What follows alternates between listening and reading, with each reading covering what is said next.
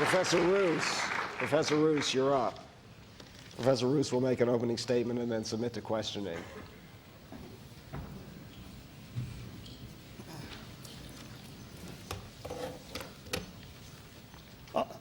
I've been told I've got a minute and a half to make an opening statement. I'm a philosopher. I've never said anything in a minute and a half, I'm afraid. I can't even get to the verbs in a minute and a half, so let me make my points very quickly. I accept evolution, the fact of evolution, so you know where I stand on that. I believe in a tree-life form all the way up to us from some 4 billion years ago. I am myself a Darwinian. I think that natural selection is the major mechanism. I recognize that there is significant debate amongst evolutionists as to how far natural selection goes. I think we all accept natural selection probably as the major mechanism. Most don't go as far as I do and Richard Dawkins do, but certainly I accept natural selection. Creation, I quite often use the word creation in my writings, and I don't mean it sarcastically any more than Charles Darwin did. However, I don't accept creationism with a capital C. I think that this is a form of fundamentalist religion. I don't think it's science. I certainly don't think it's good science, but frankly, folks, I don't think it's very good religion either, whether you're a Protestant, whether you're a Catholic, or whether you're a Jew, or any other of the major religions. So that's where I stand. Thank you, Professor Ruse. Professor Johnson. Michael, in your book, Darwinism Defended, you say that many contemporary Darwins show a strong liberal commitment in their politics and sexual morality, whereas advocates of creation want to go back to a strict biblical morality. And you conclude the chapter by saying, Darwinism has a great past. Let us work to see that it has an even greater future. Isn't that something very inappropriate to say of a scientific theory? Do you ever hear anyone say gravity has had a great past? Let's work together to see it has a great future. Well, why not, Phil? Why not indeed? I mean, I'm all in favor of gravity having a great future. In fact, I'm taking a plane tomorrow. I'll be very worried if gravity gives up. No, I mean, the point is, it's certainly the case that many Darwinians, many evolutionists have been liberal, but by no means all. You know and I know that there have been many evolutionists who've been, I won't say to the right of Mr. Buckley, but certainly in that corner, if you know what I mean. Certainly there have been Darwinians, Sir Ronald Fisher. I mean, his social views, make one sort of wake up in the middle of the night and sweat. So certainly, well, make me anyhow, certainly lots of people have held conservative views.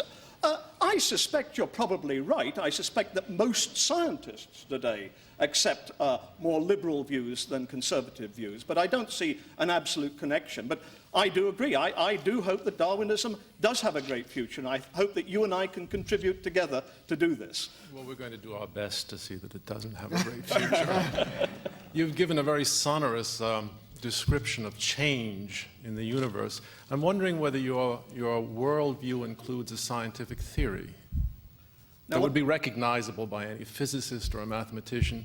Things change, I entirely agree, they do change. Is there something to Darwinism beyond that? I've got a kind of feeling that this is the kind of question, if I say yes, you're going to catch me. Of course. That's why I asked it. And if I say no, you're going to catch me too. That's right. right. Of course, my worldview accepts scientific theories. My worldview accepts theories of physics. But where is the scientific theory of biology that you're right. proposing to endorse? Yes, where is the I theory? think that Darwinism is a scientific theory. Of course, I think and the it has Mississippi been used. is a river, but where is the theory beyond having named it? Where is the theory? Yes, where is it? I've never been able to discern it. Simply saying that things change is not a theory. You and I are both philosophically trained, and you know that we're both into rhetoric at this point, because you know perfectly That's all there is. No, let's be serious about this for a moment. You know perfectly well that if you look at the work, say the writings of somebody like Richard Lewontin, you're certainly, and his mentor, Dobzhansky, you're certainly going to find theories there where people are putting forward Mendelian genetics, they're putting forward the Hardy-Weinberg law, where people are showing how selection can work on this, where they went out, studied fruit flies, both in nature and experimentation. I agree entirely. The emphasis of the question can always be displaced by the mechanism of fog dispersion. My question is, with respect to the great aching global questions of life, where is the theory that you propose as an explanation? Does it go beyond the mantra, random mutation and natural selection, or is there some solid theory that a physicist would recognize that an engineer could implement? Well, I don't accept the word mantra. You see, once again, you're using a persuasive definition which you're slipping in there. Of course, it's a global theory. If you go, say, to island biogeography, the work that Darwin did, looking at the finches, looking at the reptiles on the Galapagos, why are they similar but different? Similar to South America, not similar to Africa, because they came there and they evolved. Mr. Ruse. Mr. Michael, Behe, sorry. Michael versus Michael. In 1989, the editor of Nature magazine, John Maddox, wrote an editorial with the interesting title, Down with the Big Bang. And in it he wrote, creationists and those of similar persuasion seeking support for their opinions have ample justification in the doctrine of the Big Bang. That, they might say, is when and how the universe was created. And he didn't like that and declared it to be, quote, philosophically unacceptable, the Big Bang theory. So my question is, as a philosopher, do you think scientists use non-scientific criteria sometimes for their evaluation of theories? Oh, absolutely, no question about that. But I'm not doing so at the moment. But John Maddox may have done so in the past. Well, he's an editor. Mr. Berlinski, you want to continue? Or Mr. Buckley? To what extent do we rely on metaphors and exchanges of this kind?